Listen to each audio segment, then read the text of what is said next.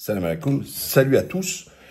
Cette vidéo, elle est aussi et surtout pour ceux qui n'ont pas compris les enjeux qui sont en train de se passer avec Trump et les décisions et qui, hélas, écoutent les médias qui vont en sens unique en train de condamner la position de Trump.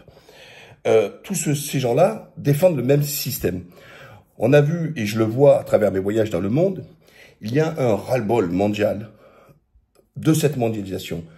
Cette mondialisation, c'est criminogène. On croit qu'au départ, c'est, si vous préférez, une bonne chose pour le consommateur, en disant, oui, eh ben, on va permettre justement à des pays sous-développés, en s'en servant pour faire les petites mains, pour faire le travail non forcément qualifié, permettre une production à bas coût et ensuite pouvoir les acheter à bas coût. Sauf que non, à l'intermédiaire, regardez, vous prenez un t-shirt, vous le prenez, quelle que soit la marque, ils vont le faire construire pour 3 €, mais au final, vous allez le payer 120, 150 € parce qu'il vous a écrit Nike, Adidas ou n'importe quoi dessus.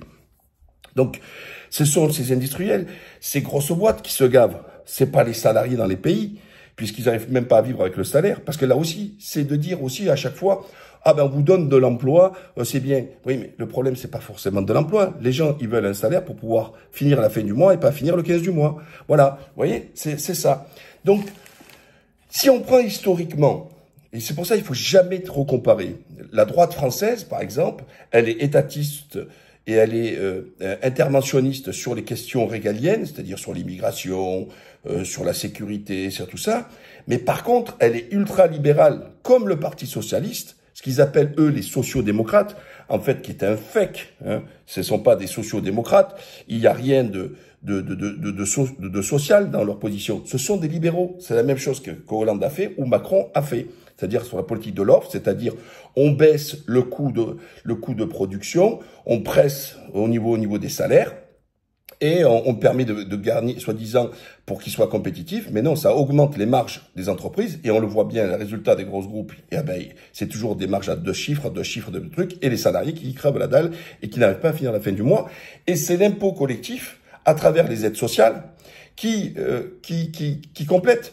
Parce que quand on vous donne la prime pour l'emploi, c'est pas l'employeur qui le paye. Donc c'est l'État, c'est notre argent, c'est l'argent de tous les Français qui servent à payer le complément de salaire, la prime à l'emploi, la prime à cela, etc.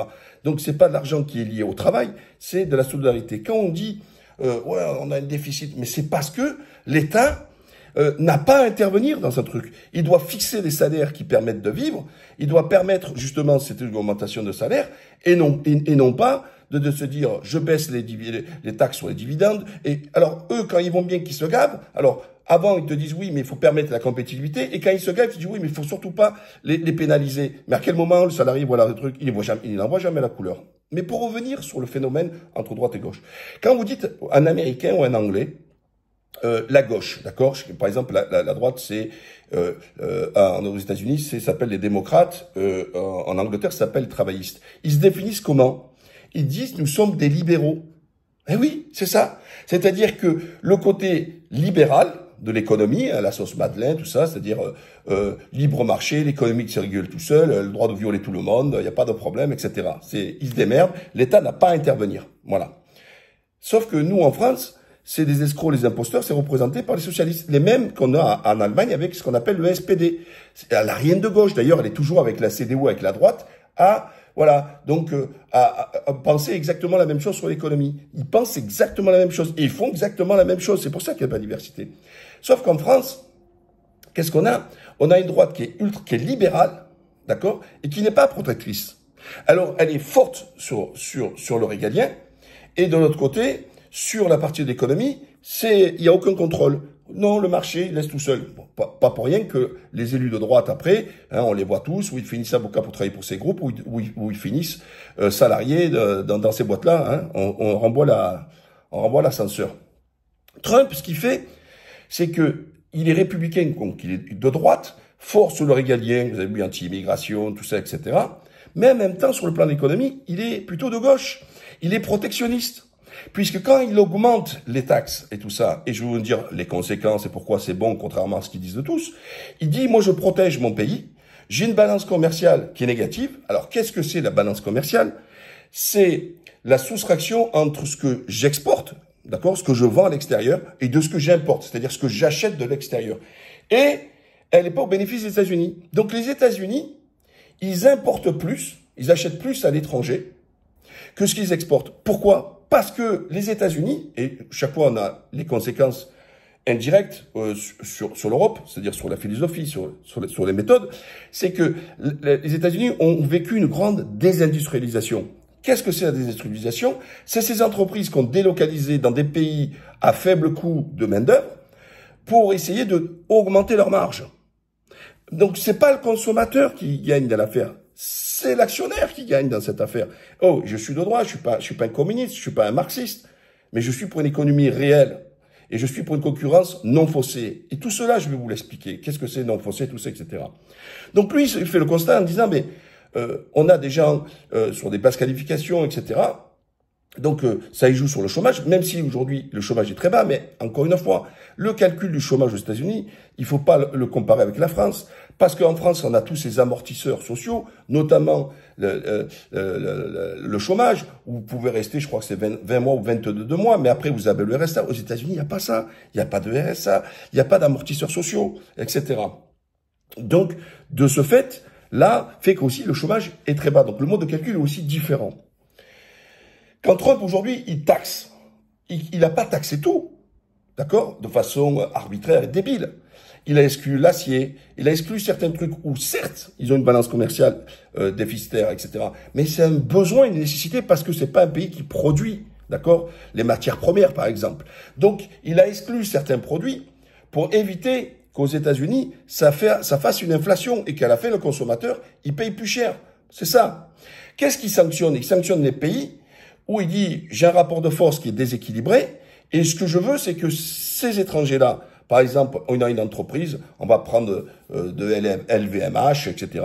On dire, bon, ok, ton parfum, là, tu le fabriques en France ou en Chine, ou je sais pas, mais maintenant, si tu veux le vendre sur mon territoire non taxé, tu vas ouvrir chez moi, tu vas ouvrir des entreprises, tu vas des usines, moi je vais créer de l'emploi, et tu vas pouvoir le vendre sur le marché américain. C'est ça qu'il est en train de faire. Il est en train de se dire, je vais relancer. Alors ça se fait pas en 5 minutes, ça se fait pas en 6 mois, en 2 ans, etc. Alors là, il y a un soubresaut, donc tout le monde est choqué parce que il met un coup de pied dans la fourmilière, à la finance. La finance est en train de pleurer, là. Parce que la liberté, on fait ce qu'on veut, on spécule, tout ça, etc. Terminé. Les histoires avec des gros fonds qui arrivent et ce qu'ils cherchent, c'est du dividende, on presse sur les entreprises, ils vont sur tous les marchés mondiaux, ils en profitent. C'est terminé. Voilà. Donc là, ce qu'il est en train de faire, ça va être bénéfique aux Américains, non pas aujourd'hui, mais dans quelques temps, dans 2 ans, dans 3 ans, pour qu'il y ait ces effets. Parce que ça va inciter des entreprises à aller s'installer.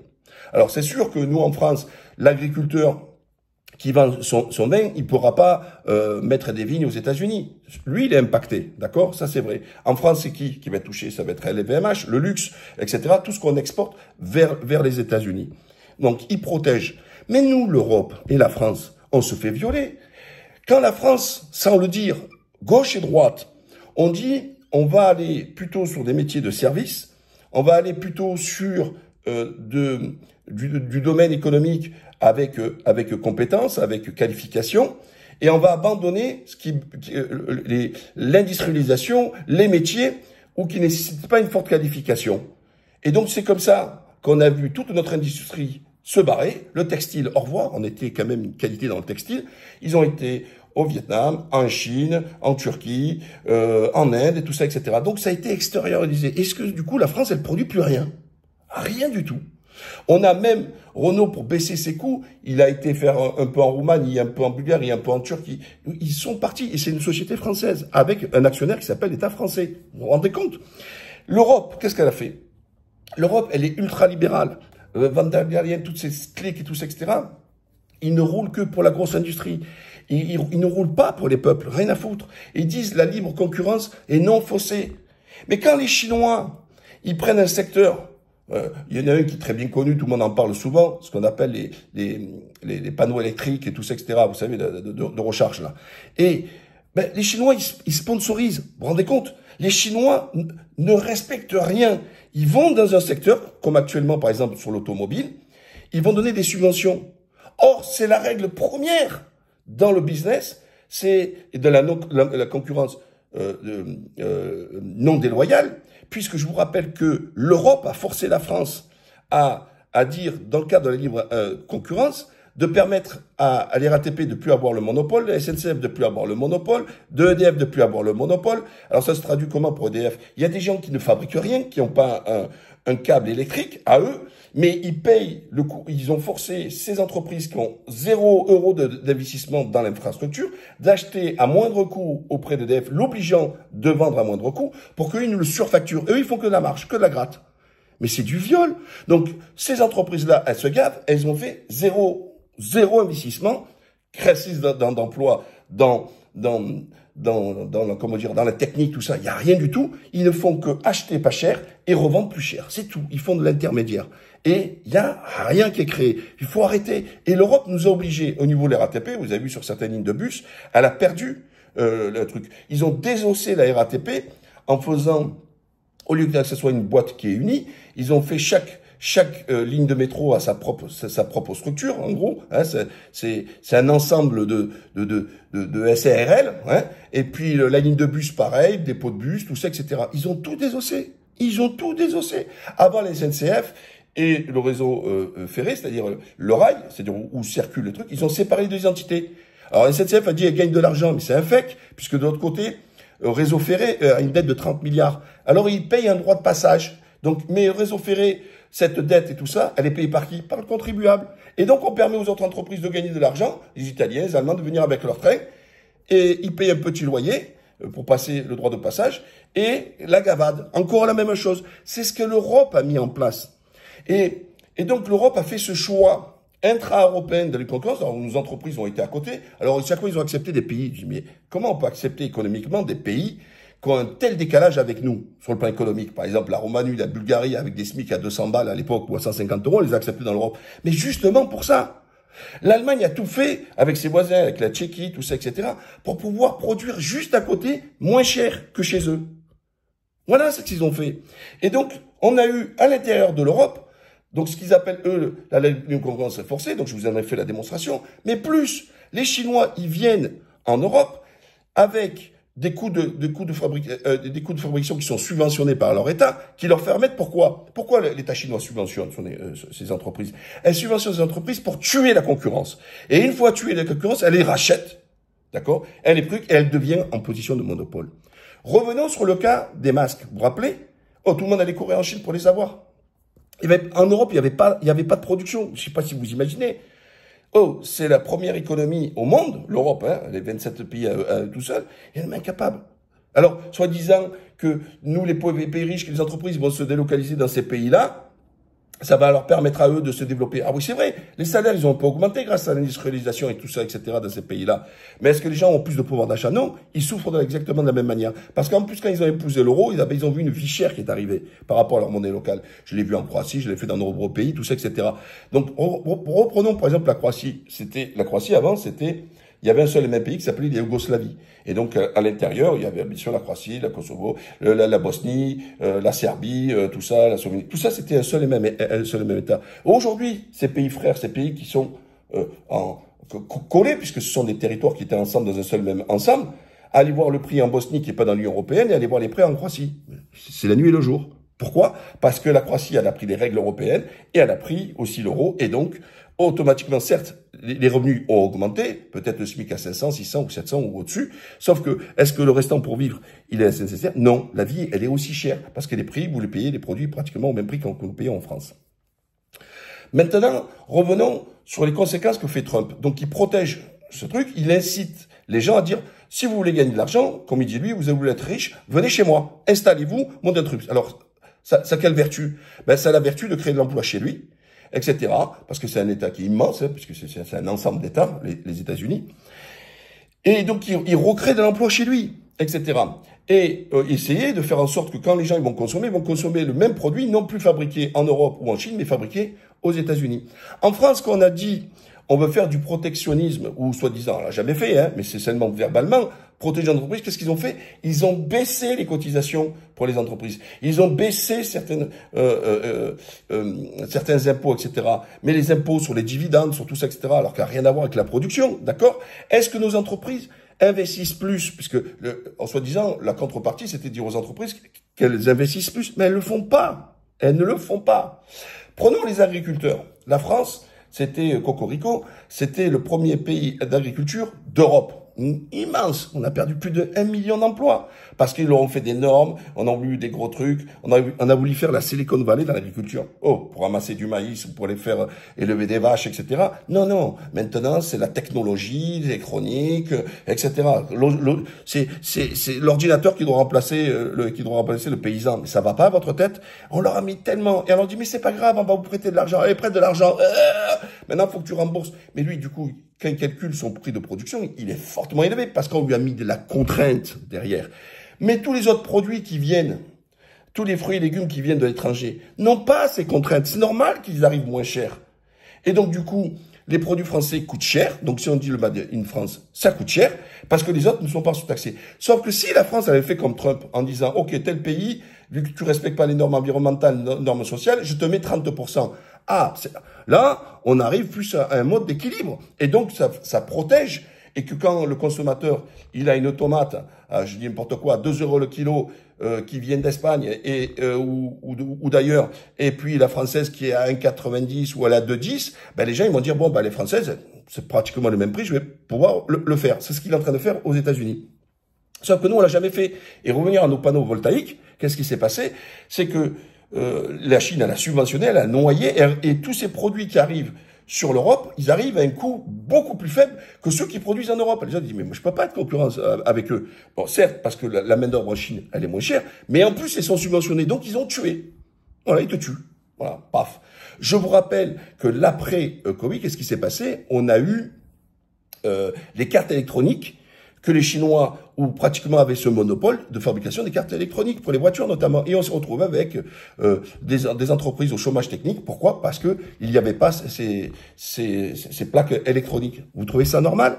L'Europe qui protège, soi-disant, l'Europe nous enfonce. L'Europe a permis de se faire violer. Et que les gens qui sont gauche comme droite dans cette commission de Bruxelles et dans ce truc, parce qu'ils se partagent le pouvoir, en France, ils font croire qui s'opposent, mais ils couchent ensemble, d'accord?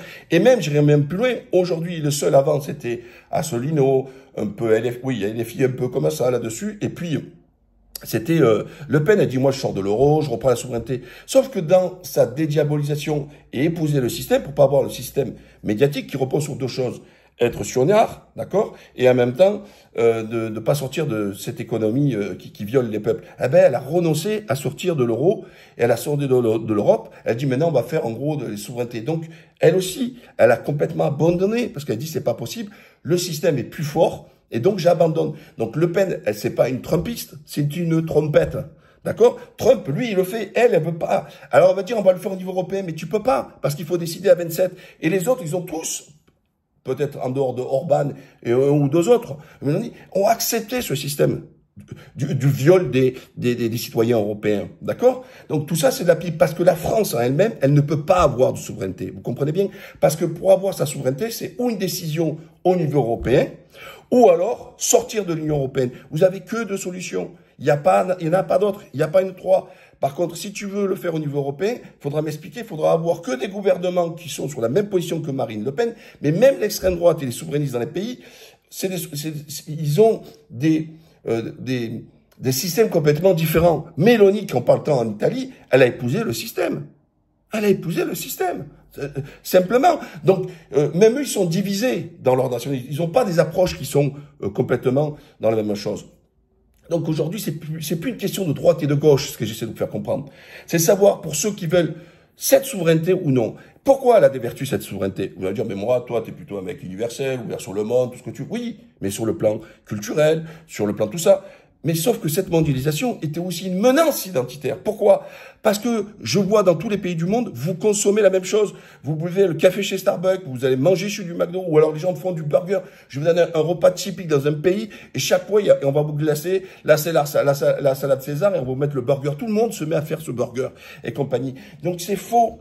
Vous allez mettre le même jeans, la même marque, ça va être du Nike, de l'Adidas, vous avez tous les mêmes survêtements, les mêmes trucs, les mêmes vêtements, tous ces grosses boîtes, dans tous les centres commerciaux, c'est exactement tous les mêmes. Vous fermez les yeux d'un pays à l'autre, c'est les mêmes marques. Parce que c'est ça la mondialisation. Et contrairement à ce qu'on croit, cette économie-là, elle menace aussi les identités culturelles des pays. Eh oui, Eh oui, il faut comprendre que tout passe par cette économie. Si vous ne réglez pas le problème économique, vous ne réglerez même pas aussi le problème identitaire. Sauf qu'en France, par exemple, les identitaires, eux, ils pensent que le grand remplacement, c'est les mauvais musulmans qui vont changer la donne, tout ça, etc. Mais c'est complètement débile. Ce sont les mêmes libéraux, parce que quand vous écoutez Zemmour sur le plan économique ou sa gonzesse, la CNAFO, vous verrez bien que c'est du Bolloré tout crochet. C'est que pour l'industrie. On baisse un maximum toutes les charges, on compresse, on parle pas d'augmentation de salaire, etc. Donc, tous ces gens-là servent ils sont pas souverainistes. Ils sont souverainistes seulement pour dire, en dehors les immigrés et à bas les musulmans, d'accord? Voilà, c'est tout là-dessus. Sur la partie économique, ce sont des libéraux, voilà, dans le sens primaire du terme. Alors, je dis pas qu'il faut revenir sur les trucs, mais si on veut protéger et qu'on veut dans ce monde entier qui soit un peu plus équilibré, ben il faut arrêter, et aussi on lutte contre ce qu'on appelle l'immigration ou de pousser les gens qui viennent parce qu'ils ont besoin de manger. Ben c'est tout simplement pour régler le problème économique. Si chacun fait en fonction de son pays, il fait une forme de protection de taxes, ils vont protéger. Je prends l'exemple, je vis en Turquie. En Turquie, ils appellent ça une taxe de luxe ou tout ça, etc. Ils protègent un petit peu. C'est pas le modèle que je souhaiterais, mais c'est un peu peur. Tu veux un téléphone un peu d'ici, du coin, tout ça, etc., tu le payes normal le prix, pas cher. Par contre, si tu veux de la marque de chez Apple, il y a une surtaxe. Et ils appellent ça taxe de luxe. Voilà. Ils l'ont importé, tu le payes plus cher. Et celui qui veut mettre l'argent, il va payer plus cher. Donc, quand votre iPhone, vous le payez plus cher. Et si vous voulez prendre votre iPhone qui vient de l'extérieur, ils vous bloquent le téléphone. La voiture, exactement la même chose. Ils ont fait sur leur marque électrique, donc il y a une baisse, il y a une taxation qui est beaucoup plus faible que si vous allez importer un véhicule qui ne l'est pas justement sur électrique. Pourquoi? Pour favoriser la voiture turque électrique, etc. Et c'est tout qui est comme ça. Donc il faut absolument, ce que fait Trump est hyper vertueux. Et d'autres pays, alors ils vont dire, ouais, alors c'est sûr que sur certains produits, par exemple, le gars, l'Américain qui a acheté sa bouteille de vin française, il a payé 20 $, il va prendre 20% dessus, par exemple, à peu près, il va être à 25, allez, il va être à 25 $. Bon, celui qui a de la thune, il va pas changer, il va payer 5 $, d'accord? Mais les autres, ceux qui veulent continuer à consommer le vin français, ça va avoir un coût. Et donc, ça peut toucher l'inflation sur ces produits-là. Mais ça peut changer aussi le consommateur.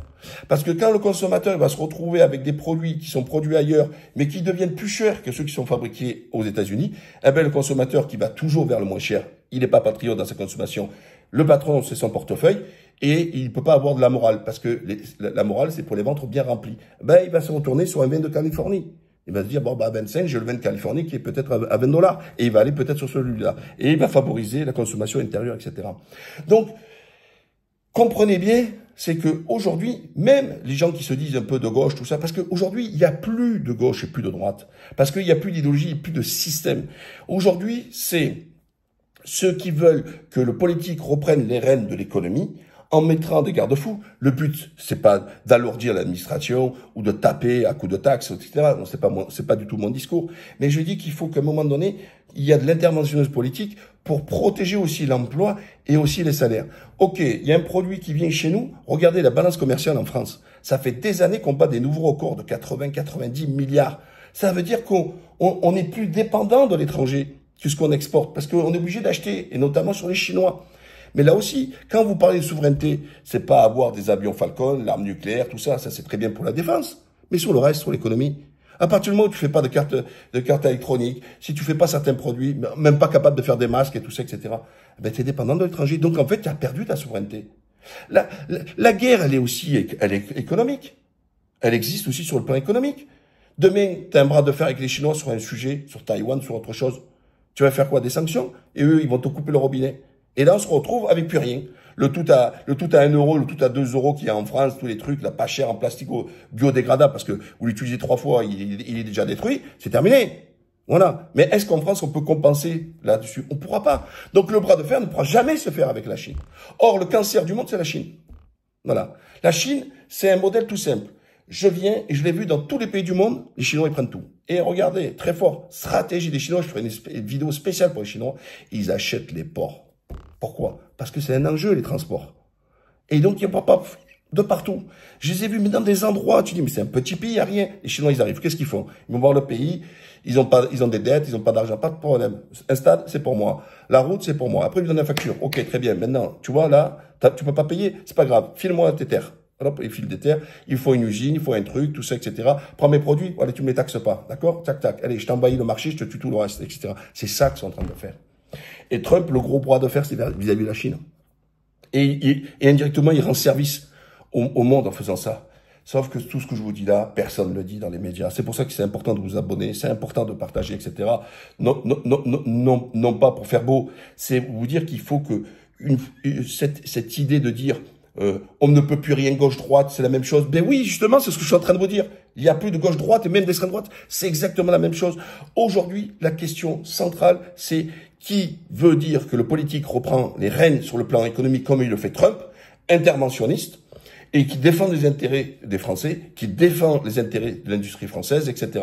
Sauf qu'aujourd'hui, ceux qui sont pénalisés, c'est toujours ceux qui battent des records, qui se tirent la bourre pour être les plus riches du monde. C'est Bernard Arnault. C'est lui qui se gave. Lui, il s'arrête pas, lui. Les milliards, etc. C'est lui qui est touché. C'est quelques-uns, c'est cette poignée de personnes ou pour lequel le gouvernement roule pour eux, c'est ce luxe, tout ça, etc., qui sont les bénéficiaires, mais pas le peuple français, il faut arrêter. Le peuple français serait plus gagnant avec ce protectionnisme, parce qu'on obligerait aux entreprises de venir s'installer en France. Tu veux un truc, tu t'installes en France, ça crée de l'emploi. Et dans le cadre de ce qu'on appelle l'aménagement du territoire, voilà quelque chose de vertueux et d'intelligent. On détruit ces métropoles, qui est une horreur, ces métropoles, tout le monde concentré au même endroit. L'être humain n'est pas fait pour vivre dans le monde urbain, il est là pour vivre dans le monde rural. Voilà. Et on les voit, on crée de l'anxiété dans les grands urbains, dans les grandes métropoles, ils font plus d'enfants, tout ça, etc. Comment vous expliquez que tous soi-disant ces pays riches ne font plus d'enfants et c'est les pays pauvres qui font des enfants? Expliquez-moi. C'est parce que soi-disant dans les pays riches, les gens ne sont pas riches et ils pensent qu'ils sont pas assez riches pour avoir des enfants. Un exemple. Vous savez que mon dernier trip, j'ai fait l'île Coco au Costa Rica et Galapagos, en Équateur. Et donc, majorité des clients, c'est des Américains. Donc, on parle, tu as combien d'enfants? J'ai 8 enfants. Le mec, au lieu de me dire, waouh, super, c'est génial, super vie de famille, belle tablée, tout ça. La première réflexion qu'on me dit, waouh, it's expensive. C'est cher. Oui, voilà. Et tout, c'est, waouh, expensive. Pourquoi? Parce ils voient le coût des études, ils voient le coût de trucs, ils le voient pas comme un bonheur. Ils ne voient pas comme un plaisir d'avoir des enfants, d'avoir une grande table, tout ça, etc. Et puis penser quand on sera vieux, d'avoir autour de soi, de pas être seul, etc. Ou jeter dans un truc. Non, voilà, c'est d'avoir ses proches autour de soi. Non, eux, ce qu'ils disent, c'est cher. Voilà. Et ce monde-là, moi, je le souhaite pas. Je veux qu'il s'arrête, ce monde-là. Je veux que les gens reprennent goût à la vie, tout ça, etc. Et l'espoir, c'est justement de comprendre ce qui est en train de se passer et surtout de vouloir le défendre politiquement. Alors, vous allez me dire, Mourad, qui reprend le flambeau, qui est un peu derrière? Ben hélas, pas grand monde. Et je pense que la solution, c'est d'arrêter cette histoire de gauche et de droite. C'est qui veut protéger les Français, etc. Il est difficile de parler au niveau européen, malgré que la souffrance est la même. L'équation gauche-droite, on a essayé, ils ont tous échoué, c'est la même. Mais il faut qu'à un moment donné, et là, la France qui a toujours plus ou moins été précurseur sur plein de sujets, c'est là-dessus qu'il faut innover. Non pas à interdire les femmes à porter le voile dans les compétitions sportives, parce qu'il n'y en a que pour ça. Ils vous amusent, ils vous distraient là-dessus. Même si vous détestez les musulmans, détestez le voile, ce que vous voulez, mais comprenez bien que c'est une distraction. On veut pas régler ce que je vous parle de là, personne ne vous en parle de l'économie. C'est pas un Rotaillot qui va vous parler de ça. On n'entend pas sur l'économie. Par contre, si vous l'écoutez, vous allez le voir. Hein. C'est plein pot pour les grosses boîtes et rien pour les gens. Et oui, la seule chose qu'ils doivent dire, oui, il faut travailler plus. Mais pour combien? Et combien il faudra faire d'heures supplémentaires pour payer ces factures? La question du salaire. Moi, je suis, non pas pour le salaire minimum, je suis pour un salaire qui doit être mis en fonction du coût de la vie. Et s'il faut aujourd'hui 1 600 € pour pouvoir payer son loyer, ses charges, etc., sans l'aide de l'État, hein, je te parle, sans l'État, ah ben il faudra le mettre. Les gens disent, ouais, mais ça va alors dire pénaliser. Mais on a tout perdu. Vous voulez pénaliser quoi? Aujourd'hui, il n'y a que du service, donc ça s'exporte pas. C'est que du service, donc ça, c'est du travail qui est entré. Il peut pas s'exporter. D'accord? Ça s'exporte pas, le service. Ça répond à une demande intérieure. Donc, comme il n'y a plus d'industrie, arrêtez votre délire. Il n'y a plus d'industrie. Il n'y a plus rien. C'est le désert. Et donc, parce que j'avais oublié mon fil, On va aller sur les territoires, en gros. On peut dire, par exemple, allez, à tel endroit, dans telle région, dans la Creuse, on fonctionne des trucs, on va dire, allez, peut-être on va faire plus sur le textile.